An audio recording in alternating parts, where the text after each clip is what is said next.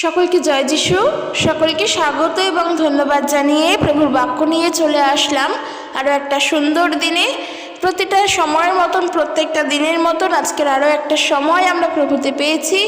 ঈশ্বরকে অনেক ধন্যবাদ দিই যেন এইভাবে প্রত্যেকটা দিন প্রভুর বাক্য অনুসারে চলতে পারি এবং প্রত্যেকটা দিন যেন প্রভুর কাছে এসে নতুন নতুন কিছু শিখতে পারি। আর নতুন নতুন কিছু শেখার জন্য অবশ্যই আমাদেরকে ঈশ্বরের বাক্য পড়তে হবে, প্রার্থনা করতে হবে এবং অবশ্যই আরও অনেক রকমের ভিডিও, অনেক রকমের বিষয় প্রভু যিশু সংক্রান্ত, প্রভু যিশুর বিষয়ে জানতে হবে। তাহলে আমরা প্রত্যেকটা দিন খ্রিস্টতে নিজেদেরকে আপডেট করতে পারবো, প্রত্যেকটা দিন আমরা খ্রিস্টতে বৃদ্ধিপ্রাপ্ত হতে পারবো। তো চলো আজকের ভিডিও শুরু করি। আজকের যে বিষয় নিয়ে আলোচনা করব তা হলো, আমরা জানি এই পৃথিবী জুড়ে, এই সমগ্র বিশ্ব জুড়ে অনেক মন্দির আছে, অনেক দেবদেবীর মন্দির আছে, সেই মন্দিরে অনেক প্রতিমার বাসও আছে। আজকের আমরা জানব যে সেই সকল মন্দিরে যেই সমস্ত প্রতিমারা থাকেন তারা কি সবাই ঈশ্বর, এবং একমাত্র মন্দিরে কি ঈশ্বরের জন্য সঠিক ঘর। আমরা এই বিষয়ে আজকের জানব। কারণ কি বলতো, আমরা ভারতবর্ষের মানুষ, আমরা ভারতবর্ষের মানুষ হওয়ার জন্য আমাদের সকলের মধ্যে আত্মিক ক্ষুধা বেশি আছে। তার কারণ কি, এই ভারতবর্ষের মানুষ দেখবে যখনই আমরা কোনো সমস্যার মধ্যে পড়েছি, যখনই কোনো প্রবলেমের মধ্যে পড়েছি, যখন কোনো বিপদ আপদের মধ্যে পড়েছি, আমরা কারোর উপরে নির্ভরশীল হতে চেয়েছি। আর সেই মতন করে কারোর উপরে নির্ভরশীল হয়ে সেই সময়ের জন্য কাউকে একটা বানিয়ে নিয়ে, কাউকে একটা সৃষ্টি করে নিয়ে তার আরাধনা করে, তার পূজা করে হয়তো সেই সময়ের জন্য রিলিফ পেয়েছি, এবং আমরা তারপর থেকে সেই বিশ্বাসেই চলে এসেছি যে ইনি সেই প্রতিমা, ইনি সেই দেবদেবী যিনি এই সমস্যার থেকে আমাদের মুক্ত করেন। এখন দেখবে যতদিন যাচ্ছে মানুষ এই মতন করে চলছে এবং এইভাবেই এগিয়ে চলছে। আমি যে বিষয়টা বললাম এটা শুনতে মনে হতে পারে অনেক নিম্নমানের, বা আমি কারোর বিষয়ে নিন্দা করে বললাম, কিন্তু বিষয়টা নিন্দার বিষয় নয়, এটা সত্যি কথা। এক সময় যখন গ্রাম বাংলায় কলেরা রোগের মারাত্মকভাবে প্রভাব পড়েছিল, কলেরা রোগ যা জলবাহিত রোগ, সেই কলেরা রোগের থেকে মুক্ত পাওয়ার জন্য, যেই রোগ মহামারীর আকার ধারণ করেছিল, সেই রোগের থেকে মুক্ত পাওয়ার জন্য কোনো একজন দেবীর ওপরে নির্দিষ্টভাবে মানুষ নির্ভরশীল হয়ে উঠেছিল। তার আরাধনা করত, তার পূজা করত, এবং আস্তে আস্তে যখন সেই রোগ তাদের জীবন থেকে সরে গেল, তাদের সেই দেবীর প্রতি তখন বিশ্বাস তৈরি হলো, এবং মানুষ ধীরে ধীরে সেই সমস্ত দেবদেবীর ওপরে নিজেদের বিশ্বাসকে রেখে, ভক্তিকে রেখে জীবনে এগিয়ে চললো এবং তাদের আরাধনা করে চললো। এটা আমি উদাহরণ দিলাম ঠিকই, কিন্তু এটা সত্য ঘটনা। সেই কারণের জন্য আজ আমি সেই বিষয় নিয়েই আলোচনা করব যে এই যে আমরা এত মন্দির দেখতে পাই এবং তাতে যে সমস্ত প্রতিমা দেবদেবীরা আছেন তারা কি ঈশ্বর, কিংবা এই মন্দিরই কি একমাত্র ঈশ্বরের জন্য অ্যাপ্রোপ্রিয়েট জায়গা, আমাদের এটা বুঝতে হবে। তার কারণ আমরা যখন হিন্দু ব্যাকগ্রাউন্ড থেকে আসি, আমরা যারা হিন্দু ব্যাকগ্রাউন্ড থেকে এসেছি, আমরা জানি মন্দির একটি অতি পবিত্র স্থান, সেখানে সবাই ঢুকতে পারে না, সব রকম অবস্থার মধ্য দিয়েও সেই জায়গায় প্রবেশ করা যায় না। মন্দিরে ঢোকার জন্য নির্দিষ্ট নিয়ম কানুন আছে, নির্দিষ্ট বিষয় আশয় আছে, তারপর মানুষ মন্দিরে ঢুকতে পারে। একটা পবিত্র স্থান, পবিত্র গৃহ হলো মন্দির, আমরা জানি এই বিষয়টা, আমরা জানি, আমরা যারা হিন্দু ব্যাকগ্রাউন্ড থেকে আসি আমরা তা বিশ্বাস করি। কিন্তু একটা জিনিস মানতে হবে, তুমি যদি বিশ্বাস করো এইটা যে মন্দিরে ঈশ্বরের বাস নয়, তাহলে তোমাকে এটাও জানতে হবে মন্দির শুধুমাত্র পবিত্র জায়গা নয়, একটা ইট কাঠ পাথরের তৈরি ঘরই বটে। কারণ মন্দির যদি সত্যিই পবিত্র জায়গা হতো তাহলে সেখানে প্রবেশাধিকার প্রত্যেকের থাকতো এবং সব রকম অবস্থার মধ্য দিয়ে থাকতো।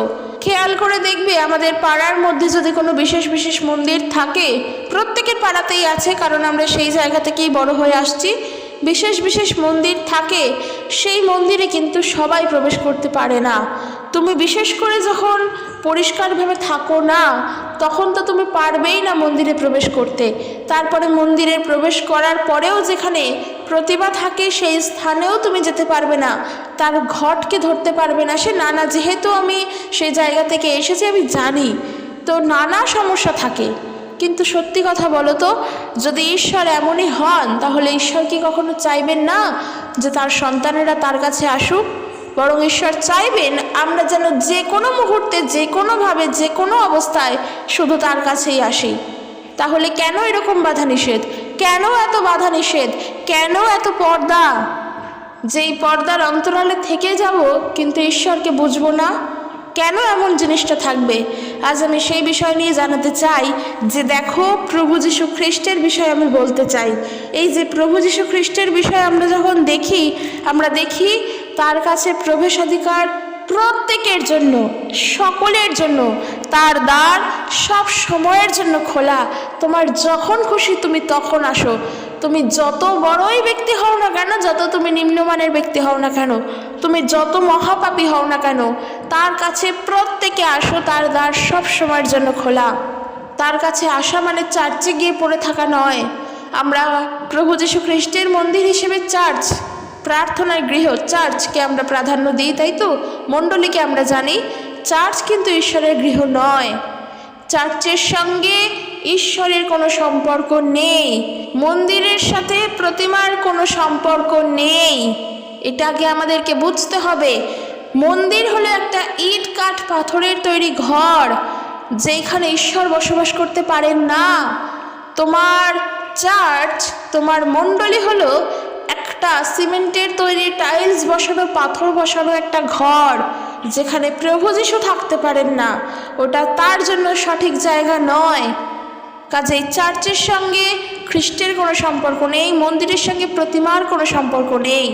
আবারও বলছি, এখানটা ক্লিয়ার করলাম, মন্দিরে তুমি প্রবেশ করতেই পারো, কিন্তু সমস্ত মন্দিরের প্রতিমারা যে ঈশ্বর, তুমি এটাও বলতে পারো না।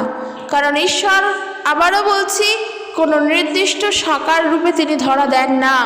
তিনি নিরাকার, তিনি অসীম, তাকে দেখা যায় না, তাকে জানা যায় না। তাকে জানার জন্য তোমার মধ্যে থাকা সেই যে পর্দা, সেই পর্দাকে সরাতে হবে। আমরা যদি দেখি, যদি পুরাতন নিয়ম পড়ি, তাহলে পুরাতন নিয়মে দেখব সেই পুরনো চুক্তির নিয়ম অনুসারে কি ছিল। ইব্রিয় তার 9 অধ্যায় যদি পড়ি আমরা জানব, বলছে প্রথম চুক্তিতে উপাসনা করার নানা বিধি নিয়ম ছিল, আর মানুষের তৈরি এক উপাসনার স্থান ছিল, এবং ওই উপাসনার স্থানটি ছিল একটি তাঁবুর ভেতরে, যার প্রথম অংশকে বলা হতো পবিত্র স্থান, যেখানে ছিল বাতিদান, টেবিল এবং ঈশ্বরকে উৎসর্গীকৃত একটি বিশেষ রুটি। দ্বিতীয় পর্দার পিছনে আরও একটি স্থান ছিল, যাকে মহাপবিত্র স্থান বলা হতো। প্রথম স্থান যা ছিল তা হলো পবিত্র স্থান, প্রথম অংশ, এবং দ্বিতীয় অংশ ছিল মহাপবিত্র স্থান। আর দেখো, বলছে যখন এইসব জিনিস পূর্বে বর্ণিত ব্যবস্থা অনুসারে প্রস্তুত হলো, তখন যাজকরা প্রতিদিন উপাসনা করার জন্য প্রথম কক্ষে প্রবেশ করতেন, কিন্তু মহাযাজক দ্বিতীয় কক্ষে কেবল বছরে একবারের জন্যই প্রবেশ করতেন। তিনি আবার রক্ত না নিয়ে প্রবেশ করতেন না। সেই রক্ত তিনি নিজের জন্য ও লোকেদের দোষ, ত্রুটি ও অনিচ্ছাকৃত পাপের মার্জনার জন্য উৎসর্গ করতেন। কেন আমি এই বিষয়টা বললাম? দেখো, আমরা মন্দিরের সঙ্গে একটি সম্পর্ক এখানে পেলাম। মন্দিরও একটি পবিত্র স্থান, সেখানে সবাই সব রকমভাবে প্রবেশ করতে পারে না, কিন্তু মন্দিরের যারা পুরোহিতেরা থাকেন তারা কিন্তু প্রবেশ করতে পারেন, তাদের বেলা কিন্তু কোনো অসুবিধা হয় না।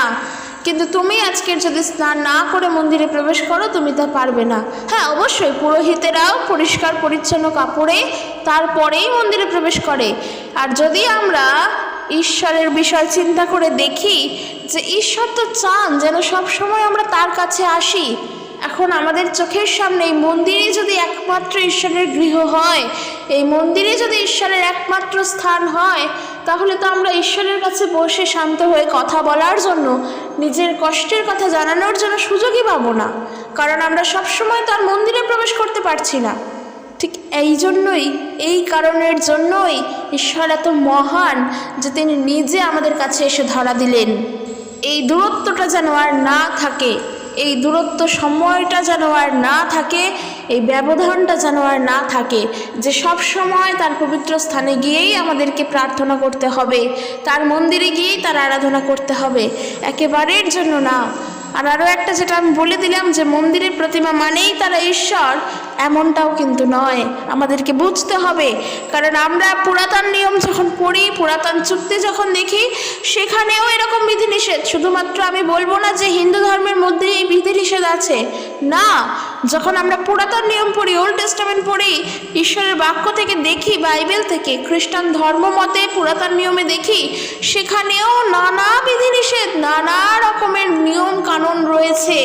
ঈশ্বরের গৃহে প্রবেশ করার জন্য নানা নিয়ম কানুন। কিন্তু এই পুরাতন নিয়ম, পুরাতন এই সমস্ত চুক্তি সবটাই শিথিল হয়ে গিয়েছে, সবটাই জীর্ণ হয়ে গিয়েছে একমাত্র প্রভু যীশু খ্রিস্ট এই পৃথিবীতে আসার পর। কারণ আমরা ইব্রিয় তার 8 অধ্যায় 13 পদ দেখি, সেখানে বলছে এই চুক্তিকে যখন ঈশ্বর নতুন বলেছেন, তখন প্রথমের চুক্তিটি পুরনো হয়ে যাচ্ছে। যা কিছু পুরনো তা তো জীর্ণ, আর তা শীঘ্রই বিলীন হয়ে যায়। এই যে নতুন নিয়ম, নতুন চুক্তি যে শুরু হলো, প্রভু যীশু খ্রিস্টের রক্তের দ্বারা নতুন নিয়ম আসলো, এই নতুন নিয়মের মধ্য দিয়ে সব কিছু নতুন, আর পুরানো যা ছিল সবটা বিলীন হয়ে গেল। দেখবে যখন তুমি একটা নতুন জামা কেনো, সেই জামা তোমার প্রিয় হয়, তুমি তা অনেক দিন পরো। যখন ওই জামাটা ছিঁড়ে যায় কিংবা তার কালারটা নষ্ট হয়ে যায়, যখন আর একটা নতুন জামা আসে, তখন কিন্তু পুরনো ওই জামাটার কোনো দর থাকে না, ও তখন বিলীন হয়ে যায়, জীর্ণ হয়ে যায়। তখন আমরা আবার নতুন নিয়েই থাকি, নতুন নিয়েই চলি, নতুনভাবেই চলি। ঠিক একই রকম খ্রিস্টের রক্তের দ্বারা আমরা নতুনভাবে হয়েছি। কাজেই পুরানো যা যা নিয়মকানুন, যা যা সম্পর্ক, সেই সকল কিছুকে দূরে ঠেলে ফেলে দাও, সেগুলো আর আমাদের জন্য নয়। তাই একটা কথাই, যে মন্দিরের সঙ্গে কখনো প্রতিমার কোনো সম্পর্ক নেই। এইবারে আসে বিষয়, যে মন্দিরের সঙ্গে তো প্রতিমার সম্পর্ক নেই, তাহলে আমরা ঈশ্বরের কাছে যাব কি করে? দেখো, আজকের ভিডিও শুধুমাত্র বিশ্বাসীদের জন্য নয়, কারণ আমি জানি বিশ্বাসীরা এই বিষয়ে খুব ভালো করে জানো, খুব ভালোভাবেই জানো, কারণ আমরা জানি। কিন্তু যারা জানে না, তাদের জন্য আজকের বিশেষ করে এই ভিডিও। তাই দয়া করে তোমাদের বন্ধু বান্ধব যদি তেমন থাকে, কিংবা নিজেদের নিকট আত্মীয় যারা এই বিষয়গুলো জানতে চায়, যাদের ইচ্ছা, যারা জানার জন্য আগ্রহী, সবার কাছে পৌঁছে দাও। ঈশ্বরের মন্দির কোনটা? ঈশ্বরের মন্দির কি? বাইবেল অনুসারে ঈশ্বরের বাক্য বলছে, 2 করিন্থীয় তার 6 অধ্যায় 16 পদ যদি আমরা দেখি, সেখানে বলছে, কারণ আমরাই তো জীবন্ত ঈশ্বরের মন্দির। ঈশ্বর হলেন আত্মা, তিনি তো আত্মা, তার তো নিজস্ব কোনো রূপ নেই। আত্মাকে কখনো তুমি আটকে রাখতে পারবে? আত্মাকে তো চোখেই দেখা যায় না। সে কি একটা ঘরের মধ্যে বন্দি অবস্থায় থাকতে পারবে? কোনো দিনের জন্য পারবে না। এবং তিনি সেই জায়গাকে স্থান করবেন, সেই জায়গাকে বেছে নেবেন যেই জায়গায় তিনি থাকতে পারবেন। আর ঈশ্বরের মন্দির আমরা নিজেরাই, কারণ বাইবেল সেটা বলছে। তার কারণ কি? তার কারণ দেখো, লেবীয় তার 26 অধ্যায় 11-12 পদে যেমন বলছে, আমি তাদের মধ্যে বাস করব এবং তাদের মধ্যে যাতায়াত করব, আমি তাদের ঈশ্বর হব এবং তারা আমার লোক হবে। যেই আত্মা ঈশ্বরকে খোঁজে, সেই আত্মার কাছে এসে ঈশ্বরের আত্মা বসবাস করে। আজকের আমরা ঈশ্বরের জন্য ক্ষুধার্ত। আর আমি শুরুতে ওটাই বললাম যে আমরা ভারতবাসীর প্রত্যেকটা মানুষ ঈশ্বরের জন্য ক্ষুধার্ত। একটিবারের জন্য ঈশ্বরকে চেনার চেষ্টা করো। ঈশ্বর তোমার হৃদয়ে। ওই যে ব্যবধানটা, যে মন্দিরে যাব, সেখানে গিয়েই ঈশ্বরের কাছে ডাকবো, নিজের দুঃখ কষ্টের কথা বলবো, এই ব্যবধানটা আর নেই। প্রভু যীশু খ্রিস্টের পৃথিবীতে আসার পর সেই দূরত্বটা আর নেই। ঈশ্বর আমাদের কাছে, কারণ আমাদের আত্মা ঈশ্বরকে ডাকছে, ঈশ্বরের জন্য আকাঙ্ক্ষিত। প্রভুর আত্মা আমাদের সঙ্গে আছে, কারণ আমরা জানি সেই যে পবিত্র আত্মা, আমাদের সহায়কারী আত্মা, প্রভু যীশু যাকে দিয়ে গিয়েছেন, তিনি সব সময় আমাদের সঙ্গে। তাই আমরা কখনোর জন্যই পিতা, পুত্র আর পবিত্র আত্মাকে আলাদা করে দেখতেই পারি না। কারণ যখনই পিতার কথা বলি, তখনই পুত্রের কথা আসে এবং পবিত্র আত্মার কথাও আসে, কারণ তারা তিনজনেই একজন। তিনিই আত্মা, তিনিই সব কিছু। তাই ঈশ্বরের বাস করার জন্য কোনো মন্দিরের প্রয়োজন হয় না। ঈশ্বরকে ডাকার জন্য মন্দিরে গিয়ে ডাকতে লাগে না। ঈশ্বরের কাছে যাওয়ার জন্য কোনো চার্চে গিয়ে দিনের পর দিন পড়ে থাকলে হয় না, পড়ে থাকার দরকারও পড়ে না। তার কারণ একটাই, ঈশ্বর তোমার হৃদয়ে বাস করেন, তিনি তোমার থেকে অনেক দূরে নন। সাধু পৌল বলছেন, দেখো, তাকে আমরা হাতড়িয়ে খুঁজেই চলেছি, কিন্তু আমরা দেখতেও পাই না যে তিনি আমাদের কত কাছে, আমরা বুঝতেও পারি না যে তিনি আমাদের কত সামনে, অথচ তাকে আমরা হাতড়িয়ে খুঁজেই চলেছি তাকে পাওয়ার আশায়। একটু চোখ খুলে তাকাতে হবে, ওই যে পর্দা, ওই পর্দাকে সরাও। ওই যে আমরা যেমনটা পড়লাম যে প্রথম অংশ পবিত্র স্থান, দ্বিতীয় অংশ মহাপবিত্র স্থান, আর সেই মহাপবিত্র স্থানে প্রত্যেকে প্রবেশ করতে পারতো না। আর যিনি যাজকে একবার যেতেন, বছরে একটি বারের জন্য যেতেন, তখন তিনি পশুর রক্ত নিয়ে যেতেন তার নিজের ইচ্ছাকৃত অনিচ্ছাকৃত পাপের মুক্তির জন্য এবং আরও সকলের, প্রত্যেকটা মানুষের ইচ্ছাকৃত এবং অনিচ্ছাকৃত পাপের মুক্তির জন্য। আর দেখো, প্রভু যীশু খ্রিস্ট এই পৃথিবীতে আসার পর তার পবিত্র রক্তকে ঝরানোর পর সেই সমস্ত পাপ থেকে আমরা মুক্ত হয়ে গিয়েছি। দেখবে মানুষ বলে মন্দিরে প্রবেশ করতে গেলে পবিত্র হতে হয়। আবারও বলছি, এই পবিত্র হওয়া মানে কিন্তু পরিষ্কার জামা কাপড় পরে পবিত্র হওয়া নয়। মন্দির হলো ঈশ্বরের স্থান, আমরা জানি ঈশ্বরের ঘর হলো মন্দির, সেখানে যাওয়ার জন্য অবশ্যই পবিত্র হতে হবে। কিন্তু সেই পবিত্র কখনোই পোশাক আশাকের পবিত্র নয়। তুমি 10 দিনের বাসি কাপড় পরেও যদি মন্দিরে প্রবেশ করো, তাতে তোমার কোনো পাপ নেই। তুমি যদি তোমার মাসিক অবস্থাতে মন্দিরে প্রবেশ করো, আমাদের হিন্দু ধর্মের একটা রীতি রয়েছে, মেয়েরা মাসিক অবস্থাতে মন্দিরে প্রবেশ করতে পারে না। কিন্তু দেখো, প্রভু যিশুর কাছে কোনো বাধা নেই। কেন থাকবে? থাকার কারণটা কি? ঈশ্বর তো পবিত্র, তার কাছে আসার জন্য পবিত্র হতে হবে। তার কাছে আসার জন্য পবিত্র হতে হবে, এটা আমাদেরকে শর্ত দেওয়া হয়েছে। যদি আমরা একটা ছবির মতন করে ভেবে নিই, খেলার ছলে যদি একটু বোঝার চেষ্টা করি বুঝতে পারবো। একটা ছবির মতন করে ভেবে নাও, ঈশ্বর পবিত্র, তার কাছে আসার জন্য তোমাকে পবিত্র হতে হবে, তার গৃহে প্রবেশের জন্য তোমাকে পবিত্র হতে হবে। এইবারে প্রশ্ন হলো, এই পবিত্র আমি হব কি করে? আমি একটা নতুন ধোয়া পোশাক পরে আসলে পবিত্র হব? আমি একটা সুন্দর জামা কাপড় পরে আসলেই পবিত্র হব? আমি চান করে আসলে, শুদ্ধভাবে থাকলেই পবিত্র? একেবারের জন্য নয়, কোনো দিনের জন্য নয়। ঈশ্বরের গৃহ যদি পবিত্র হয়, নিজের হৃদয় থেকে নিজে পবিত্র হও, তাহলে তুমি ঈশ্বরের গৃহে প্রবেশ করতে পারবে, অর্থাৎ ঈশ্বরের কাছে পৌঁছতে পারবে। দেখবে, যখন আমরা ছোট থেকে বড় হয়েছি হিন্দু কালচারের মধ্যে থেকে, ছোটবেলায় আমাদের বাবা মা আমাদেরকে শিক্ষা দিতেন যে ঠাকুর বা প্রতিমার অমুক জিনিসটা ছুঁয়ো না, কারণ তুমি স্নান করে নেই। তারা এমনও বলতো, তুমি ঠাকুরের বাসন বা ওই সমস্ত বাসন ধরো না, তুমি পবিত্রভাবে নেই, তুমি শুদ্ধ নও, তোমার আগে পরিষ্কার হতে হবে। এই সমস্ত কথা, এই সমস্ত শিক্ষা তারা দিত, এখনো পর্যন্ত দেয়, আগামী দিনেও দেবে। কিন্তু পবিত্র হতে গেলে হৃদয় থেকে পবিত্র হও, যেটা ঈশ্বর চান, যেটা ঈশ্বর চান। কারণ তিনি আমাদের হৃদয় বাস করেন, তিনি কোনো ইটকাঠ পাথরের তৈরি মন্দিরেতে নেই। তার বাস করার জন্য কোনো ঘরের প্রয়োজন হয় না, তাকে থাকার জন্য কোনো বিশাল বড় মন্দির আমরা তৈরি করে দিতে পারি না। আমরাই হলাম ঈশ্বরের মন্দির, তিনি আমাদের হৃদয়ে বাস করেন।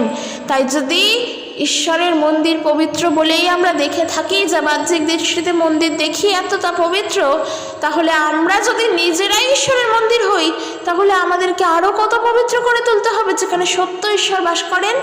কিন্তু দেখো, সেই দিক থেকে আমরা বৃথা হয়ে যাই, সেই দিক থেকে আমরা ব্যর্থ হয়ে যাই। আমরা ঝাঁ চকচকে মন্দির তৈরি করে ফেলতে পারি, যেন ঢুকলেই একটা শান্তি, ঢুকলেই একটা পবিত্র লাগে, এরকম মন্দির আমরা ঘরের তৈরি করতে পারি। কিন্তু নিজের হৃদয় থেকে নিজেদেরকে যে নিজেরা যে মন্দির, সেই হৃদয় আমরা পরিষ্কার করতে পারি না। সেই হৃদয়ের মধ্যে সমস্ত হিংসা, কূটনৈতিক বিচার, সমস্ত মন্দ কথা, খারাপ ভাষা সব কিছু রয়েছে। সেই হৃদয়কে পরিষ্কার করতে পারি না। কিন্তু ঈশ্বর এটাই চান, এটা বুঝতে হবে। ঈশ্বর এটাই চান, কারণ তিনি কোনো মূর্তিতে আটকে নেই, তিনি কোনো মূর্তি বা প্রতিমাতে থাকেন না, তিনি ইট কাঠ পাথরের তৈরি কোনো ঘরে থাকেন না, তার থাকার জন্য কোনো ঘর দরকার পড়ে না। তিনি তোমার হৃদয়ে আছেন, তিনি তোমার কাছেই আছেন, তিনি তোমার সঙ্গেই আছেন। তিনি পবিত্র, তাই তুমিও পবিত্র হও। তুমি পবিত্র হও, তোমার ঘরকে পবিত্র করে তুলো না, হৃদয় থেকে পবিত্র হও। নিজের ভুল, অপরাধ, দোষ, এই সব খারাপ জিনিসগুলো মৃত্যুস্বাদ করো। আমরা গতকালের একটি ভিডিওর মধ্য দিয়ে পুনর্জন্মের বিষয়টা যেমন দেখেছি, যে আমাদের দ্বিতীয় জন্ম হয়েছে প্রভু যিশুতে এসে, কারণ আমাদের যে আগের জন্ম আমাদের মৃত্যু ঘটেছে। কারণ আমরা আরও একটু শুনতে চাই ওই বিষয়টা নিয়ে। দেখো, পুনর্জন্ম কখন হয়? যখন মানুষের মৃত্যু হয়, দ্বিতীয়বার যখন আবার জন্ম হয় তখন তার পুনর্জন্ম হয়। আর এই খ্রিস্টতে এসেও আমাদের পুনর্জন্ম। কেন? কারণ খ্রিস্টতে এসে আমাদের আগের সমস্ত ভাব স্বভাব সমস্ত কিছু আমরা মৃত্যুসাৎ করেছি এবং প্রভুতে আমরা শিশুর ন্যায় নতুন হয়ে উঠেছি। সেইটাই হলো আমাদের নবজন্ম, সেইটাই হলো আমাদের দ্বিতীয় জন্ম। সেই কারণের জন্য বলছি, যা বাহ্যিক দৃষ্টিতে দেখা যায় তার উপরে ভিত্তি করে আমরা যেন না চলি। কারণ বাইবেল বলে ঈশ্বরের মন্দিরের সাথে প্রতিমারই বা কী সম্পর্ক? কারণ আমরাই তো জীবন্ত ঈশ্বরের মন্দির। তো প্রতিমা আলাদা, ঈশ্বর আলাদা। প্রতিমা আলাদা থাকে, মন্দির আলাদা। প্রতিমা আলাদা এবং ঈশ্বরের তৈরি গৃহ আলাদা। না মন্দিরের সঙ্গে প্রতিমার কোনো সম্পর্ক আছে, না প্রতিমার সঙ্গে ঈশ্বরের কোনো সম্পর্ক আছে। কারণ ওই যে প্রতিমা, সেই প্রতিমা মানুষ নিজে তৈরি করেছে নিজের হাতে। সে নিজে শিল্পী সত্তাকে কাজে লাগিয়ে, তার যে শিল্পী কুশলতা, সেই সকল কিছুকে কাজে লাগিয়ে সে এক প্রতিমার মূর্তিকে তৈরি করে। তা ঈশ্বর নয়। কারণ ঈশ্বর তিনি হলেন আত্মা। তিনি তোমার হৃদয়ে থাকেন, যাকে চোখে দেখা যায় না। তাকে জানতে লাগে, আর তাকে জানার জন্য তাকে খুঁজতে হয়। তাকে তুমি খোঁজো, তাকে তুমি পাবে, কারণ সে তোমার সঙ্গেই আছে, সে তোমার কাছেই আছে। তাই তার গৃহে, তার মন্দিরে প্রবেশ করার জন্য যদি শর্ত থাকে যে তুমি পবিত্র হও, তার মানে তুমি তোমার সমস্ত মন্দ ভাব, মন্দ স্বভাব, মন্দ আচার আচরণ, মন্দতার সকল কিছু নিজের জীবন থেকে দূর করো, তাহলেই তুমি পবিত্র হতে পারবে। কারণ ওই যে বাইবেল বলছে 2 করিন্থীয় 6:16 পদ থেকে, ঈশ্বরের মন্দিরের সাথে প্রতিমারই বা কী সম্পর্ক? কারণ আমরাই তো জীবন্ত ঈশ্বরের মন্দির, জীবন্ত ঈশ্বরের মন্দির। অর্থাৎ ঈশ্বর হলেন জীবন্ত, তিনি মৃত নন যে তিনি এখনও মৃত। না, তিনি যদি মৃতই হতেন তিনি 3 দিন বাদে পুনরুত্থিত হতেন না। তিনি 3 দিন বাদে পুনরুত্থিত শুধু যে হয়েছেন তাও নয়, তার মৃত্যুর পর তিনি তার বিশ্বাসীদেরকে, তার শিষ্যদেরকে কিন্তু দেখাও দিয়েছেন। কাজে কেউ যদি কখনো তর্ক করে যে প্রভু যীশু খ্রিস্টের বিষয় নিয়ে, তাহলে আমরা বাইবেল অনুসারে প্রমাণ দিতেও পারবো যে প্রভু যীশু খ্রিস্ট তার মৃত্যুর পর তার শিষ্য থোমার কাছে কিভাবে দেখা দিয়েছিলেন সেই বিষয় নিয়ে। কাজেই তিনি জীবন্ত ঈশ্বর। তিনি যদি জীবন্ত ঈশ্বর না হতেন তাহলে আমরা কখনোর জন্যই প্রার্থনার উত্তর পেতাম না। যখনই আমরা প্রার্থনা করি প্রভু উত্তর দেন। তিনি জীবন্ত ঈশ্বর বলেই আমরা তার থেকে উত্তর পাই। তিনি মৃতগণের ঈশ্বর নন, তিনি জীবন্ত ঈশ্বর। তিনি সব সময় আমাদের সঙ্গে থাকেন, তিনি সব সময় আমাদের বিষয় ভাবেন, আমাদেরকে নিয়েও চিন্তা করেন। তাই আমরা যেন সব সময় তার বিষয় চিন্তা করে তার সঙ্গে থাকতে পারি। তাই আমাদের লক্ষ্য হবে প্রভুর সঙ্গে থাকার। কারণ তিনি তো আমাদের থেকে দূরে নন, তিনি আমাদের সঙ্গে, তিনি আমাদের হৃদয়ে। আমাদের লক্ষ্য হবে আমরা যেন লক্ষ্যে স্থির হই যে প্রভু তুমি আমার সঙ্গে আছো, আমি তোমার সঙ্গেই থাকবো, তোমার থেকে আলাদা হব না, আমি তোমার পথেই চলবো। কেন এই বিষয়টা বললাম? তার কারণ আমরা এই জগতের অক্ষরমালার অনুসারে অবিশ্বাসীদের মতন করে যেন জীবনে না চলি। অবিশ্বাসী কারা? যারা প্রভু যীশুকে জানার পরেও বিশ্বাস করছে না। কারণ দেখো, অবিশ্বাসী আমরা তাদেরকে বলতেই পারি না যে যারা প্রভু যীশুকে জানে না। তাদের কাছে তো প্রভুর নাম পৌঁছয়নি, তো তারা বিশ্বাস অবিশ্বাসের তো কোনো প্রশ্ন ওঠে না। তারা আগে জানুক, যদি তারা বিশ্বাস করে তবে বিশ্বাসী, যদি তারা বিশ্বাস না করে, খ্রিস্টের বিরোধিতা করে, তবে তারা অবিশ্বাসী। কিন্তু যাদের কাছে পৌঁছেছে তারা শুনেও প্রভুকে মানছে না, তারা অবিশ্বাসীদের মতনই জীবন কাটাচ্ছে। তারা এই জগতের অক্ষরমালাকে অনুসরণ করেই জীবন কাটাচ্ছে। তারা আলো এবং অন্ধকার উভয়ের মধ্য দিয়েই চলছে। কিন্তু আলো এবং অন্ধকার উভয়কে ধরে চলা যায় না। যে কোনো একটা পথকে বেছে নাও, কারণ আলোর সঙ্গে অন্ধকার থাকতে পারে না। যেখানে আলো থাকবে সেখানে অন্ধকার আসবে না, অন্ধকার আসবেই না। কারণ যেখানে আলোর জায়গা, আলোর বাস, যদি সেই আলো দৃঢ়তায় থাকে তাহলে সেখানে অন্ধকার প্রবেশ করতে পারবে না। আর যেখানে অন্ধকার, সেখানে যদি একবার আলো ছটা দেয় তাহলে সেই অন্ধকার জীবনের মতন ঘুচে যায়। তাই অন্ধকার অন্ধকার, আলো এবং আলোই সম্পূর্ণ আলাদা। তুমি 2 পথ দিয়ে একসঙ্গে চলতে পারো না। যখন 2 পথ দিয়ে একসঙ্গে চলবে, জানবে সেই জায়গাতেই সমস্যা আছে, জানবে সেই জায়গাতেই দিয়াবল, মন্দ আত্মা, মন্দভাবে কাজ করছে। কারণ এই পৃথিবী একসময় সম্পূর্ণ অন্ধকার ছিল। ঈশ্বর জানতেন এই পৃথিবীর আলোর প্রয়োজন, তাই তিনি এই পৃথিবীতে সূর্যের সৃষ্টি করলেন, এই পৃথিবীকে আলো দিলেন। ঈশ্বর জানেন আমাদের জীবনে আলোর দরকার, আমরা আলো ছাড়া বাঁচতে পারি না। সেই আলো হলেন প্রভু ঈশ্বর, প্রভু যিশু। তিনি হলেন জগতের জ্যোতি। তার কাছে আসো, তাকে জানার চেষ্টা করো। তিনি কোনো মন্দিরে, কোনো গৃহেতে, কোনো চার্চে নেই, তিনি কোনো পাথরের তৈরি ঘরে নেই, তিনি শুধুমাত্র জেরুজালেমেই আছে। এই ভাবনাটা ভুল, এই ভাবনাটা ভাবা বন্ধ করে দাও। তিনি আছেন তোমার হৃদয়ে, কারণ তার কাছে যাওয়ার জন্য যেই পথ খোলা ছিল না, যেই পথের ব্যবস্থা বন্ধ ছিল, একমাত্র একজনই যেতে পারবেন বছরে একটি বার, তাও আবার একটি বার মাত্র যেতে পারবেন। সেই পথ প্রভু যীশু খ্রিস্ট এসে খুলে দিলেন তার পবিত্র রক্তের দ্বারা। তার সেই পবিত্র রক্তের নতুন নিয়মের দ্বারা সেই রাস্তা আমাদের জন্য তিনি খুলে দিলেন। তাই তার কাছে যাওয়ার জন্য, তার পথকে ধরার জন্য আর কোনো বাধা থাকলো না। আমি এটাই বলতে চাই যে ঈশ্বর আমাদের থেকে দূরে নন। তোমার সমস্ত কথা, তোমার সমস্ত বিষয় তুমি প্রভু ঈশ্বরকে জানান করো, তাকে জানাও। তিনি আছেন, তিনি শুনবেন, কারণ তিনি তোমার সঙ্গেই আছেন। যদি আমরা একটু দেখি প্রেরিতদের কার্য তার 17 অধ্যায় 22 পদ থেকে, সেখানে দেখো যখন সাধু পৌল আথিনেতে গিয়েছিলেন প্রভু যিশুর নাম প্রচার করার জন্য। আথিনের নিবাসী, অর্থাৎ আথিন একটি জায়গার নাম, এবং সেই শহরটা যখন তিনি ঘুরে ঘুরে দেখছিলেন, তিনি যখন সেই শহর দেখছিলেন সেখানে অনেক মানুষ যারা কিনা বড়ই দেবতা ভক্ত। তারা সমস্ত কিছুর জন্য ঈশ্বরের উপরে নির্ভরশীল, কিন্তু জানে না তারা কার উপরে নির্ভর করছে। কিন্তু তারা দেবতা ভক্ত, দেবতার বেদি তৈরি করা আছে, দেবতাকে ডাকছে, এই একটা ব্যাপার। অর্থাৎ ওই শহর সেই আত্মিক ক্ষুধার জন্য ক্ষুধিত। যখন সাধু পৌল ঠিক এইভাবে আরেওপাগের সভার সামনে এসে দাঁড়িয়েছিলেন, আরেওপাগ কে ছিলেন? আথিনের একজন গুরুত্বপূর্ণ নেতা।